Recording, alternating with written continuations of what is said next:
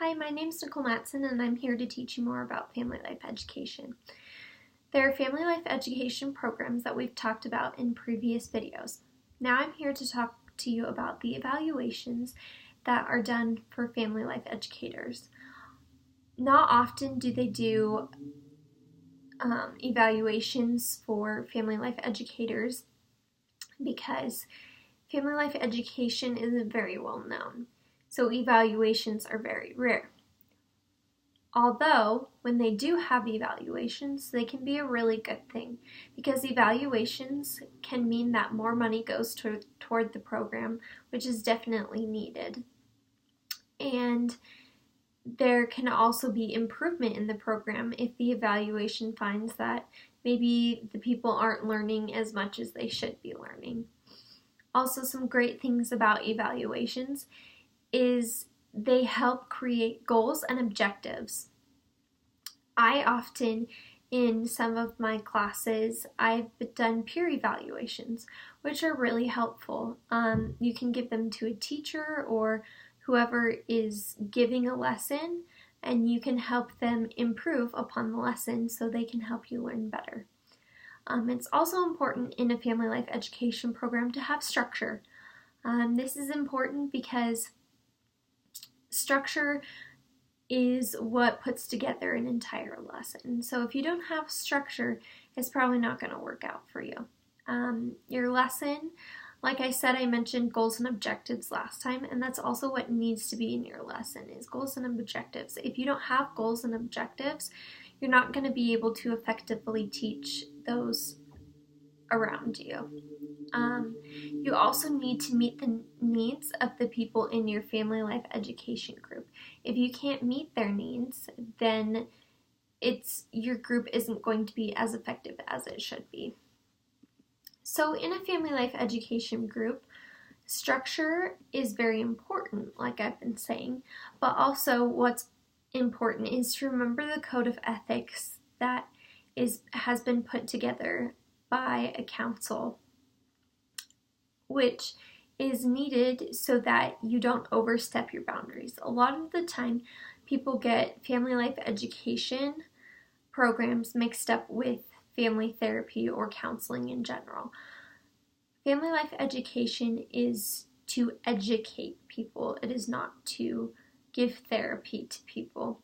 So the code of ethics needs to be looked at before a family life educator decides to teach.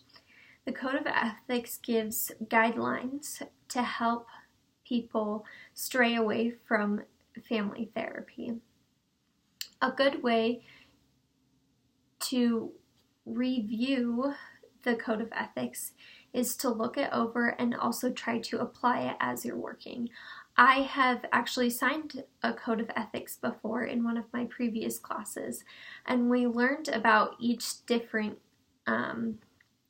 principle, and we learned how to apply it to different situations. So if we ever were to become a family life educator, we would be able to apply it in our programs. Practicing this code of ethics is very important.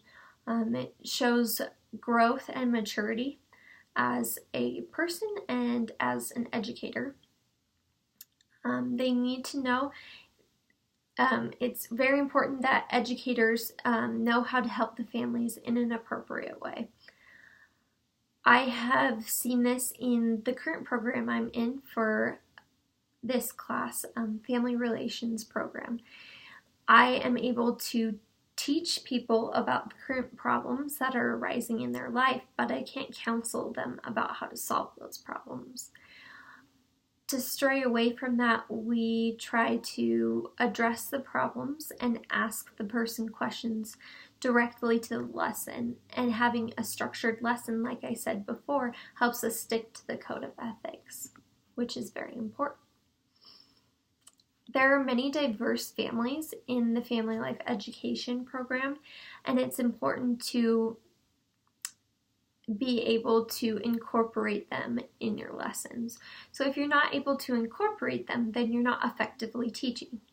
Some ways to help diverse families is to know different cultures or different ethnicities to really be able to effectively teach them and to learn more about how their house runs. As an example, there could be a family where the mom always works in the kitchen and the father works outside of the home. And so they don't want their children working in their sons or something working in the kitchen. They want the women working in the kitchen.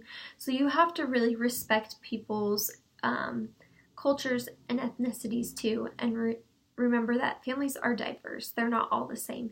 So your standards can't be applied to their family. There has to be boundaries, which is one of the other things that is important in family life education. Like I said before, family life education and family therapy are different. So it's very important to create boundaries so that you don't cross over into family therapy. Most families that attend family life education programs are there for legal reasons, and that's different than counseling. A lot of the time, counseling, people are there because they know that they need help, or they've been brought by someone because they need help. So they choose counseling, and they're also paying for it.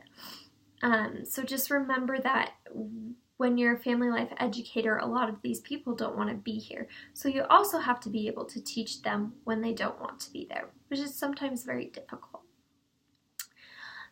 This program is almost like school, and I think of it like a current program I'm in school, where we cycle around and we teach different units to the groups, which is important to help teach and get those to participate. But for me, when I was a teacher in this class, I had to be able to make sure I structured the lesson around each student so that it could help every single student, not just one or not just a group of them, but all of them. So it's important to remember that you need to have a structure, like I said before, in your program, like it's a school lesson, not like you're a counselor. It's important to remember that there's also all these different structures and boundaries, and that there's a code of ethics for a reason to help family life educators make sure they're staying in the realms of family life education.